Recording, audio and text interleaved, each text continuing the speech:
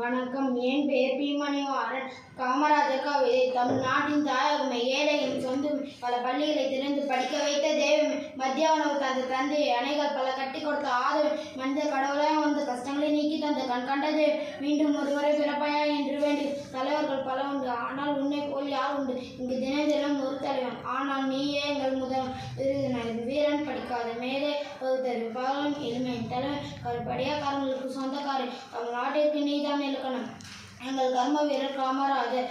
காமராஜர் கட்டுரை முன்னுரை. காமராஜர் தன்னுடைய எளிமைக்கும் நேர்மைக்கும் பெயர் பெற்றவர். மக்கள் இவரை படிக்காத மேதை, காந்தி, கர்ம வீரர் என பல்வேறு சிறப்பு பெயர்களால் அழைக்கப்படுகிறார்.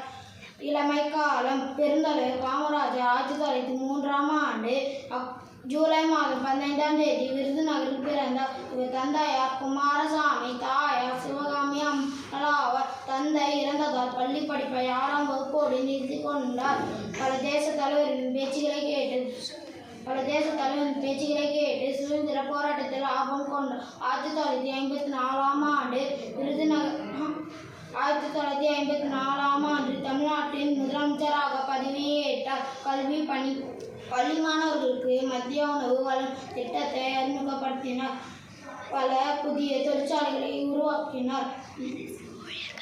பல அரசு ஊழியர்களுக்கு ஓய்வூதியம், வைப்பு நிதி, காப்புறுதி ஆகிய 30 திட்டங்களை கொண்டு வந்தார். அவரது ஆட்சி காலத்தில் 9 நீர்ப்பாசன திட்டங்களை நிறைவேற்றினார். முடிவுரை. ஒப்பற்ற தலைவர் காமராஜர் காந்தி ஜெயந்தி அன்று 1975ஆம் ஆண்டு அக்டோபர் 2ஆம் தேதி கையெழுதினார். 1976ஆம் ஆண்டு 1976ஆம் ஆண்டு